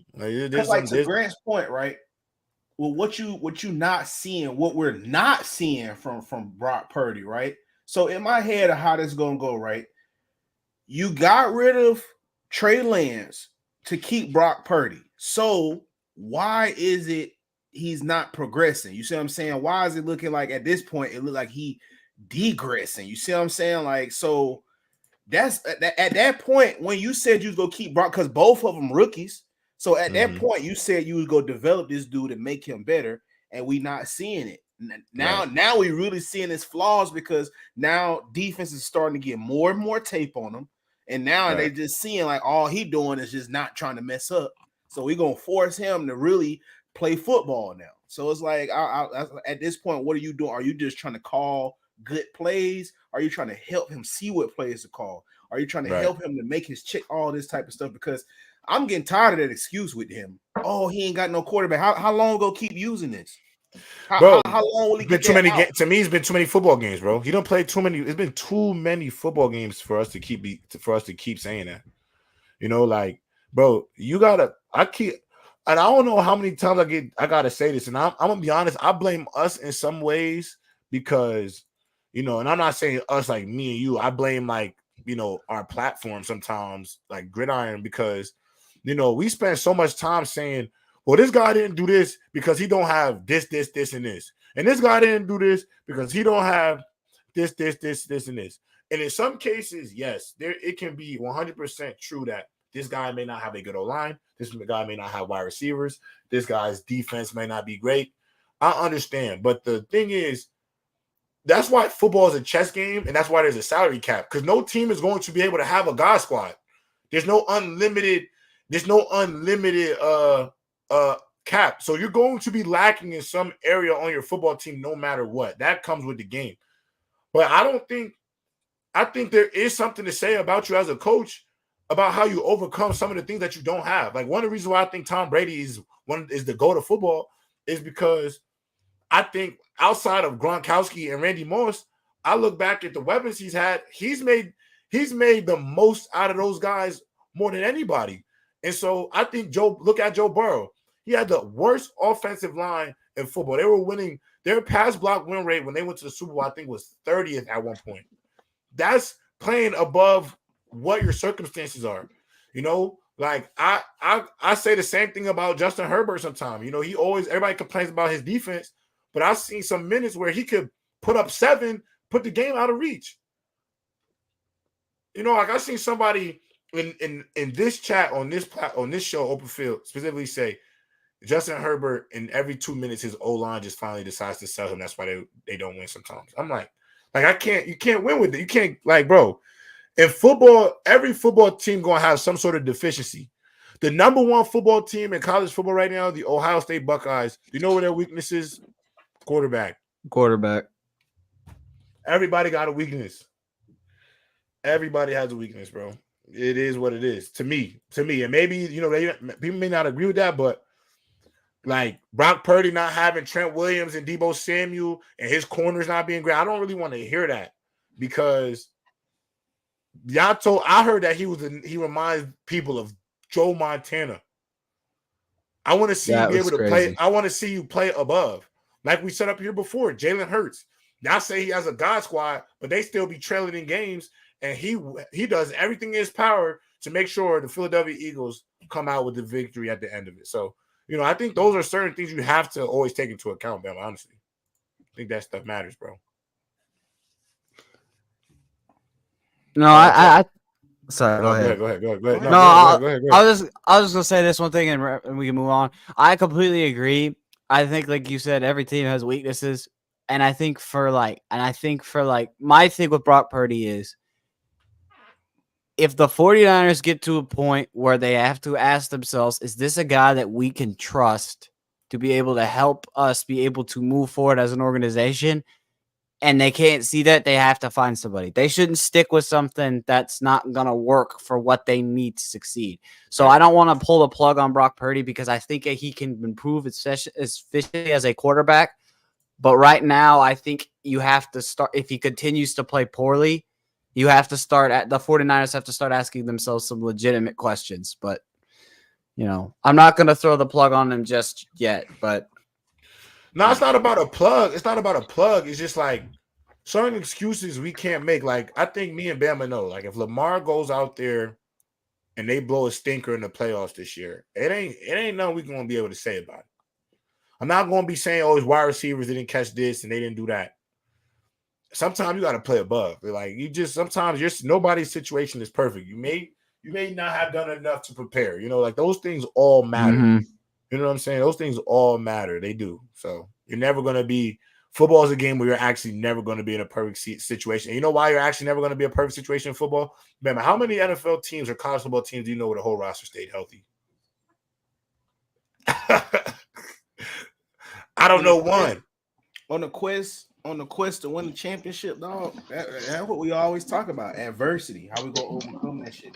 I mean, we there's several times where where we saw the national champions. What we saw? Some of their best players go down throughout the course of the season, and they still make it, bro. They still make it and win it. So, like, that go piggyback off of what you said. Sometimes it comes a point in time where you just gotta figure it out. Figure it out, bro. Get it done. Bro. Like, yeah, bro. I mean, it is like, to me, it is what it is, bro. You gotta. It is like Mahomes. Are we gonna really say Mahomes don't got no wide receivers if they don't go to Super Bowl and win it? I'm not. I wouldn't. To me, they had Mahomes. You still got as good as you got Patrick Mahomes and Travis Kelce. You got good as a chance as anybody. That's how I look at it. You know what I'm saying? Like, I don't know. I don't know, man. I just think we got to start being honest when it comes to letting people out. Okay, what up, bro? What up, y'all? What up, What's happening? What's happening, good, man? bro? We seen the Steelers and the Saints in the back, man. Yeah, man. Okay, so let me ask y'all. Speaking on the Kyle Shanahan situation, is he on like official fraud watch this season? If let's say they get to the playoffs and let's say they don't get past the second round, is he on fraud watch? Like, would they really consider bringing in another head coach? Like, oh no, but he would be on fraud watch. I don't think they bring in another head coach, but I definitely think there needs to be some fraud watch allegations, just because of, that stat is out there now. He's 0-28 when trailing by 5+ in football games. That don't sound good to me. If that tells me your football teams do not handle adversity well. Because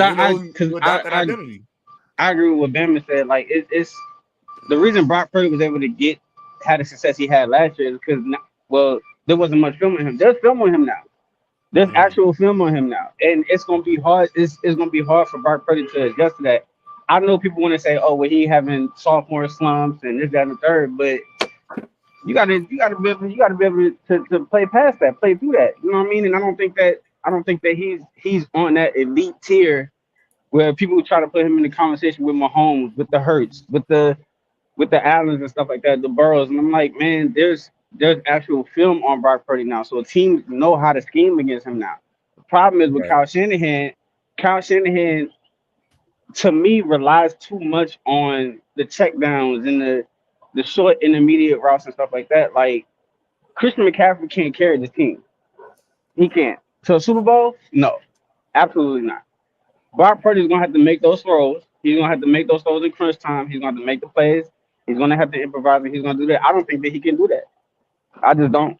Against a team like Philly or against a team like Dallas, yeah, they beat Dallas and stuff like that. But I think if they were to see Dallas and get in the playoffs, I think Dallas would get after him. I think they'd get after him. Yo, can I ask you about your team though? Talk to me about the Saints, bro. What you think about your team? I'm gonna be honest. No, because he had the logo. I'm gonna be honest. Man. Listen, man. I don't trust Dennis Allen. I've said that from jump. I don't know how they let Eric Bieniemy walk out the door without a contract. And look who pops up as soon as we talk. I don't trust Pete Carmichael play calling. I don't. And the defense has got to get better. I think they will get better. And Derek Carr, the thing is with Derek Carr, people want to write him off and say he a bum and this and the third. You got to think Derek Carr is learning he's learning this team. This is what he's doing. This is a new team for him. So yes, he's going to have his struggles. He's going to have his slumps. But I wish he stopped force feeding Olave. I don't know what it is with him and Olave, how they can't get on the same page. I don't know what that's about. Maybe that's just more time and more film study with each other, more practice on the field with each other. But all in all, I just don't trust Dennis Allen. I don't trust him at all as a head coach. I'm the same. I just don't. I'm the same way. I don't trust Pete Carmichael on the offensive calling side of the thing, because if you look at the way we've been winning our games, the biggest thing with me is I think one of the biggest problems with the Saints, especially when we were looking at it I think it's been a situation. This defense, I think the defense is solid. I don't think it's like an amazing, Right. it's like as amazing as what I think it can be. I think it's solid with the leaders we have on that defense. My biggest problem is also with Derek Carr. I trust Derek Carr as he's our quarterback. I'm going to support him. At first, I kind of had questions because I didn't really think he was the best option for what the Saints needed now. But I have to understand, like you said, he's in a new system. He's having to understand the system. My biggest problem is on the offensive side of the ball when we're in the red zone and we're failing to convert on the red zone, and that's killing us in these games. Like if you look at the Texans game, we had multiple opportunities to win that game in the red zone, and we decided to run bad play calling, and it cost us. And then if you look at the same thing that happened in Jacksonville. So we have to fix how we're playing in the red zone, because if we don't score in the red zone, we're not going to win any games. We're not going to win no game. We're not going to win anything. And I think also with Dennis Allen, my thing with Dennis Allen is I'm sort of 50-50 on it. I feel like looking at it, I don't trust him. But yet I think as of right now, considering where we're at as a team, I think he's doing his best. It may not be like what we want coming from like a playoff standpoint, but look at it right now. We're 5-4.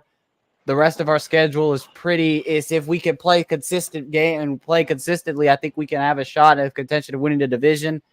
Right. I just think the biggest fear for me is just like also healthiness, because with Derek Carr and his shoulder injury, it's like I'm looking at it and it's like I would rather have them put Jameson to make sure until they say that he's completely 100%.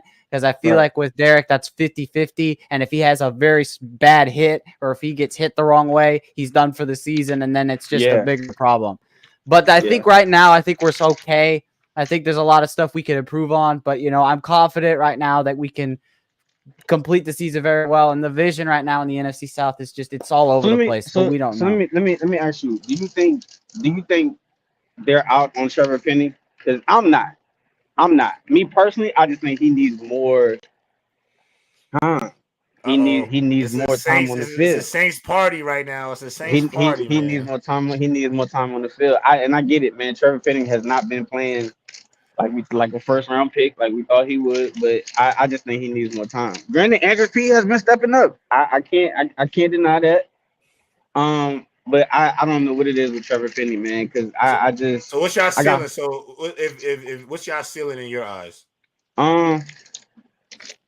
Conference championship. Conference championship. No. Playoffs is obviously. I'm saying how far. Like where's I think conference championships. I think the conference championship.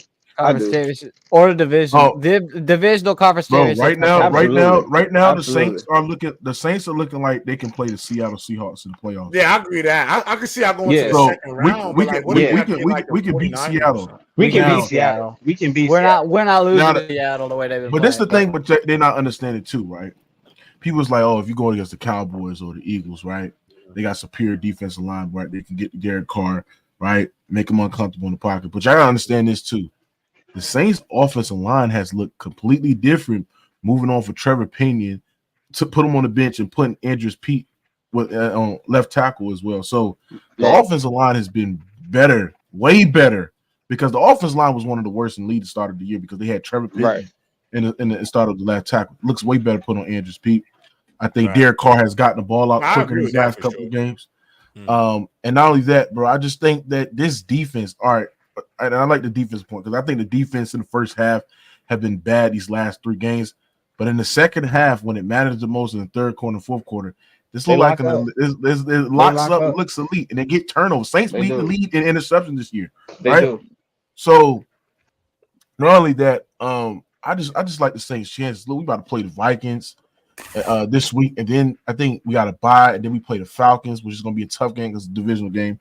Then we play the Lions, so we got a potential of being 6-4. And Mook, I'm gonna be honest, bro. To me, the only loss I can see is Detroit. I don't see why we can't finish the rest of the season outside of Detroit undefeated. I don't see why. I ain't gonna lie, bro. The way the Detroit defense is, they play a lot of zone. I ain't gonna lie. I think Derek Carr can actually cook on that defense, you know what I'm saying? So, but just like you said with the defense, like in the first half, it's been like you said, like the last couple of weeks. The first half, they look slow, they look sluggish, and in the second half, they just lock everything up on the field. Facts. They What's lock the rest? everything What's the up. rest of the So- Saints schedule? Somebody tell me the rest of So that schedule. so this is who we got. We got Vikings at Minnesota. Then we got Bye week. Falcons. Then we got bye week. Then we got Falcons. That's in Atlanta. Is that in Atlanta? It's in Atlanta. Then we In go to Atlanta. play. We have the Lions at home. Then we have the Panthers at home. Then we have the See? Giants at home. Then we go to play Los Angeles. We got to go play the Rams. Rams. Right. And then we go play the Bucks in Tampa Bay, and then we play Atlanta at home. So I see no reason with this schedule why the only None. game we don't lose is the Lions. Outside of that, That's I it. think we can win that. Yeah. Like- yeah. That's it. I feel Who that, confident. Who that? It's just I just think if we got to play consistent, if we make too many mistakes on the offensive side of the ball and we give the ball up on silly plays, it's going to bite us, and we're going to Pete lose. Carmichael. Listen, I don't trust Pete Carmichael, bro. His play I said the calling same is thing, just, Mookie. I it's said just the terrible, same bro. It's thing. too I said the redundant, bro. same Like, and I'm not gonna lie, like thing. I'm not gonna lie, like I gotta give a shout out to Rashid Shaheed. Rashid Shaheed Yeah, I like has him been too. the most he's playing. impactful Saints receiver in the game, bro. Yes, This he man has. is Yes, he has has. been a legit deep threat, bro. He's been blowing past receivers down the field on the vertical route. Did y'all bro. see? So Did y'all he's see been- the stat? Did y'all see the stat he had? Him and Tyreek are the only ones that have over that run over. Oh, yeah, I 50 see miles that per stat. hour, I don't bro. know, That's remember it? crazy. Yeah. Yeah, it's So, incredible. Man, he's crazy. He's Alvin crazy. Kamara is looking normal. He's looking like himself again, bro. Like I'm liking this team, bro. I like this team. And Like first of all, people didn't expect. People didn't hold on, and then too. People gonna have to start giving credit to Derek Carr. Why? And the reason why people, I'm gonna tell you why, because people sat there and wrote him off. They sat there and wrote him off. They sat there and said Derek Carr can't change the Saints. Derek Carr is not the missing piece of this team getting to the playoffs, bro. He started the year off slow, right? But I think part of the reason is because the play calling, the offensive line was terrible as well. Bro, Derek Carr right now was, I believe, is top 7, top 8 in passing yards this year. And that's with, the play calling being suspect as well, bro. Hey, let me with ask you a them quick missing question games. before you continue, Mookie. Can I ask you a quick question? Go ahead.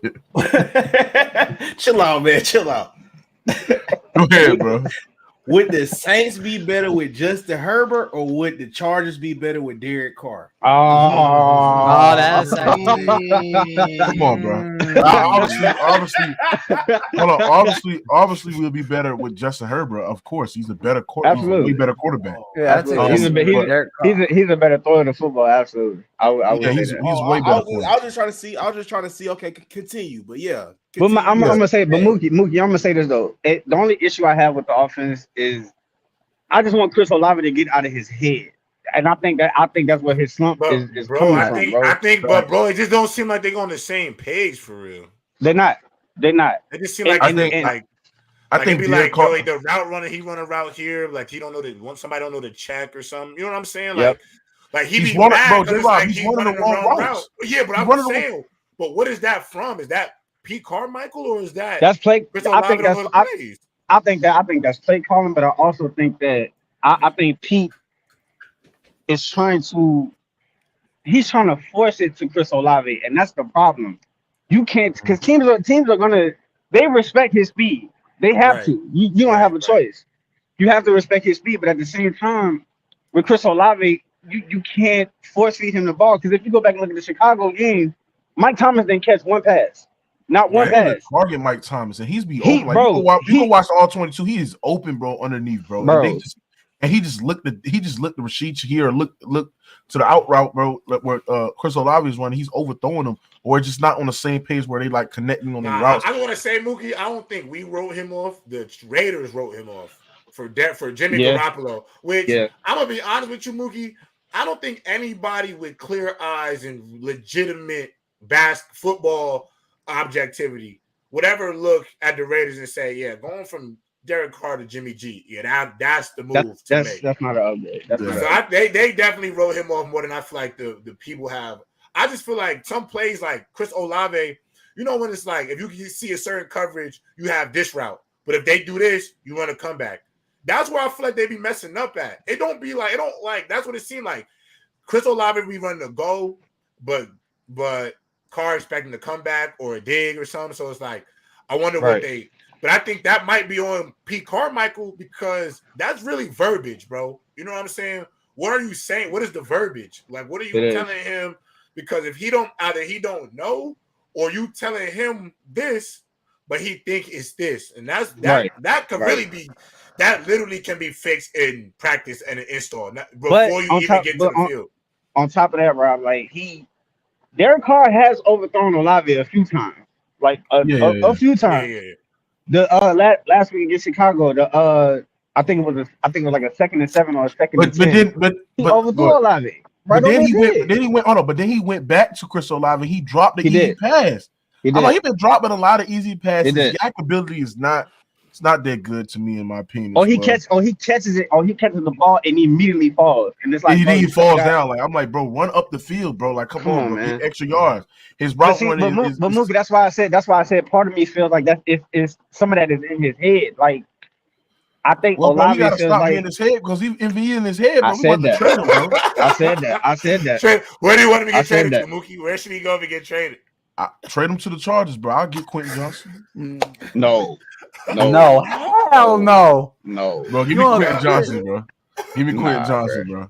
I want Quentin Johnson, bro. At least I know he can win. At least I know he'll have some effort, bro. At least I know he has some effort on his. So you think he should go to the Chargers? Bring his effort to the Chargers. They can really bring his effort to the Chargers. He's gonna be running nothing but go routes. That's all he's gonna be running. So let's look towards this Monday's Thursday night football game. This game is obviously trash game.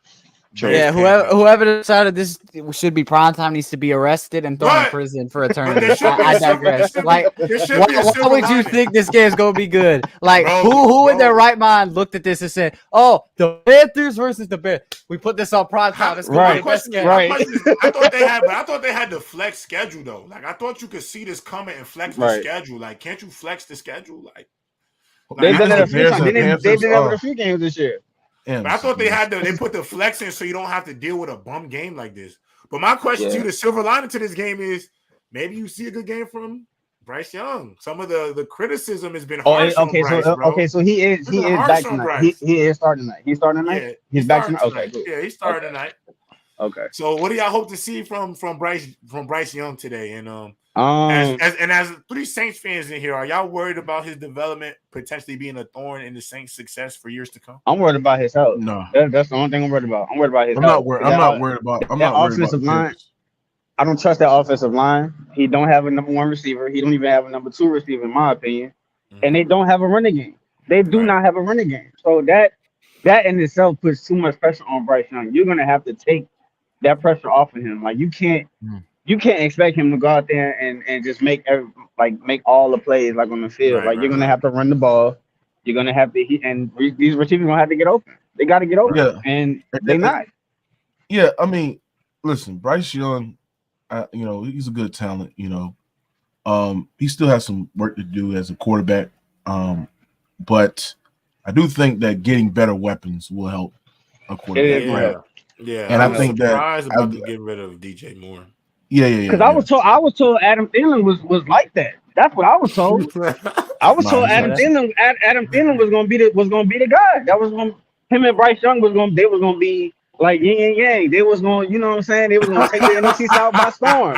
That's what I was told. I said it. I was definitely one of the people who said it. I was wrong. J-Rob, listen, y'all know J-Rob will admit it. I thought the Panthers, I completely whiffed on the Panthers this year. Completely whiffed. I whiffed on that one. But it's okay. You know why? Because I wasn't the only person who whiffed on predictions this year. We had a 6,000 yard season prediction up here from one of the gentlemen. A lot of things happening. Actually, Bama, you know who else should probably get some recognition for comeback player of the year? Low key, Derek Carr. Yeah. Oh, hey. Low key. We were talking about. Hold on. Now y'all giving praise to Derek Carr. Not only that though. If you look at how the Raiders did him, and look at how he played in New Orleans. Yeah, and then what I found funny about that whole thing is that like they did him so dirty, and then like when he said some comment, like some snarky comment back, all of them thought he was like a monster. It's like y'all don't gotta get mad at him. I think Derek Carr's. I think I had my doubts at first, but I think I'm giving him the time to adapt to the Saints offense. I don't, like I said, with Bryce Young, I think he's in a situation in Carolina where it's basically this is rock bottom.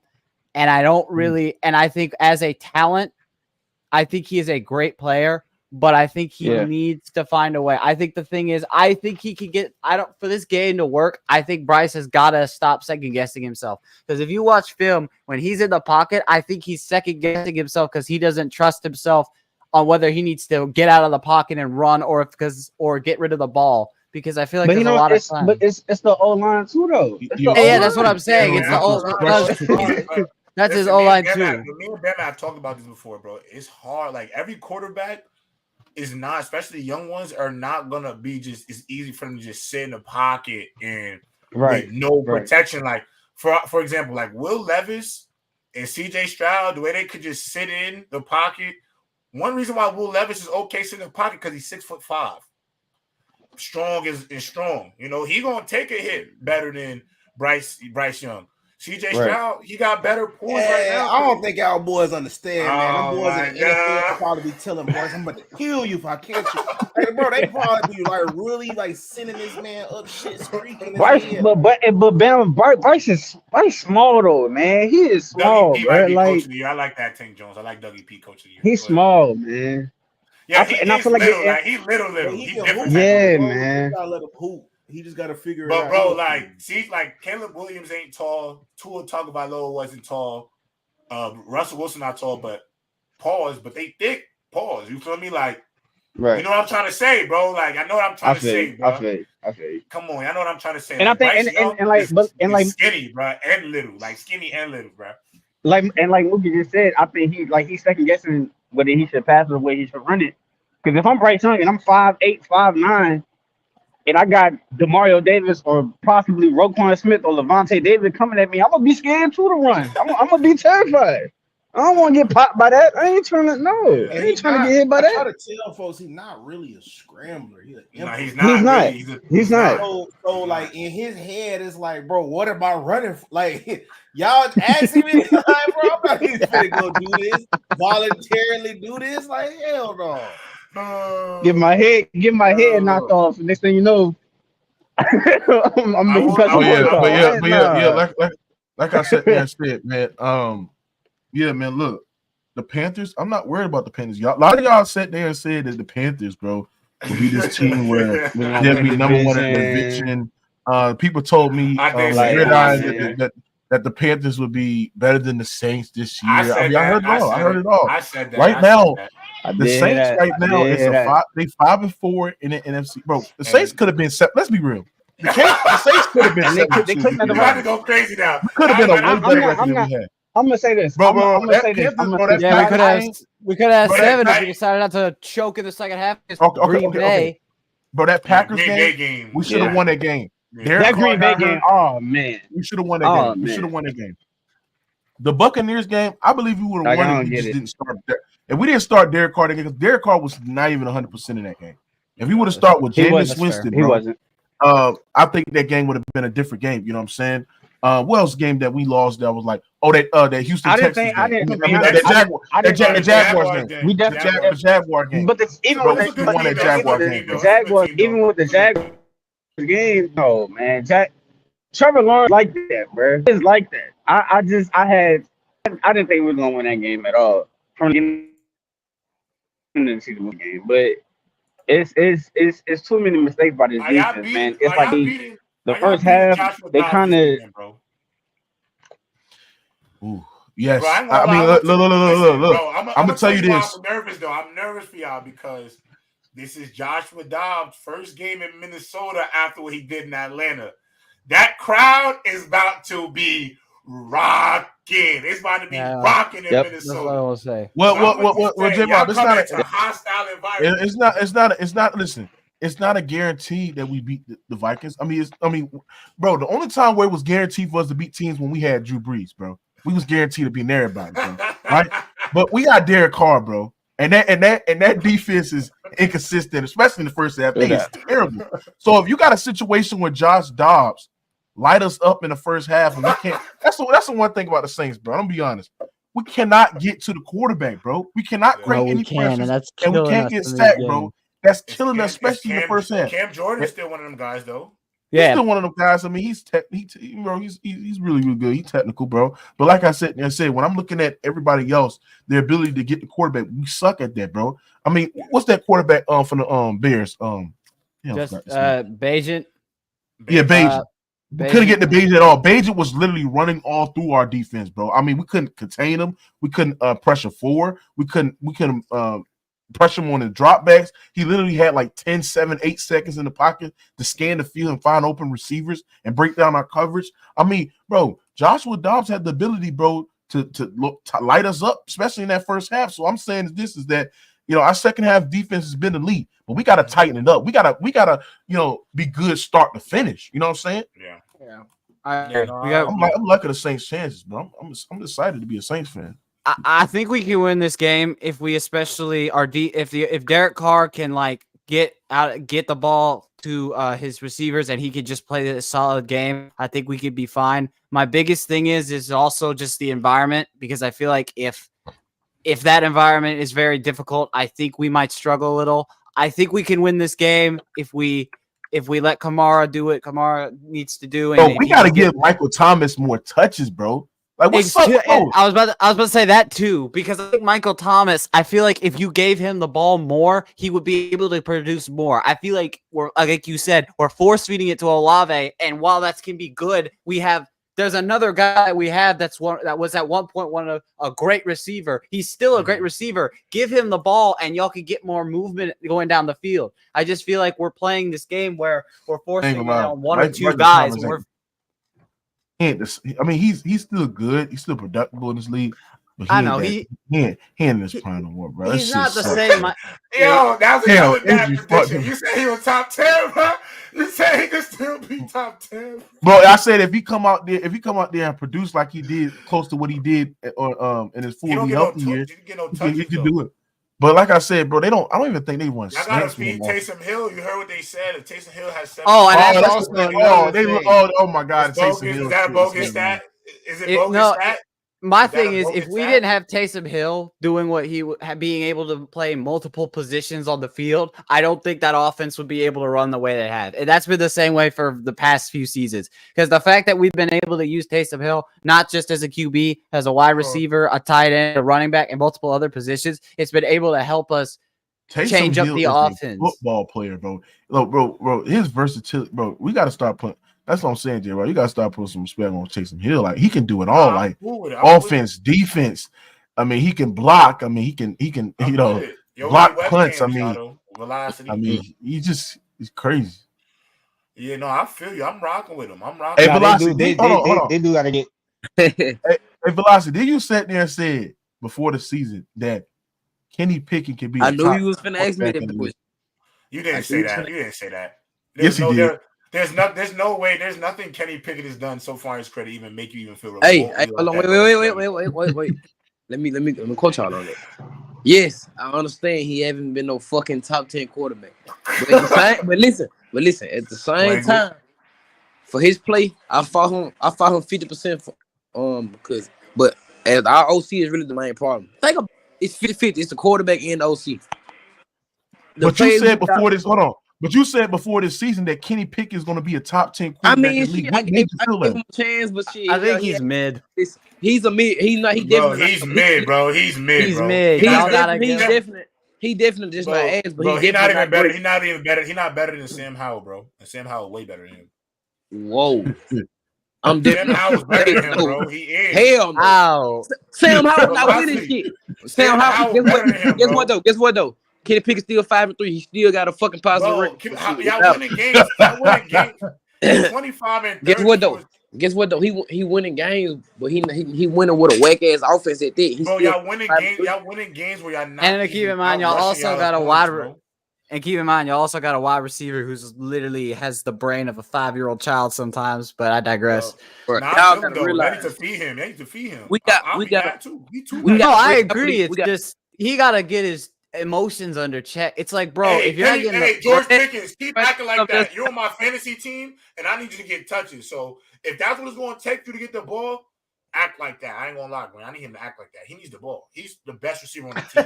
Like what the hell you mean? Like I saw that. That's crazy. I feel like all the internet shit, that shit don't really matter, bro. Like shit, look at it. Yeah, he do need the ball. When he get the ball, he putting up a 100-yard game.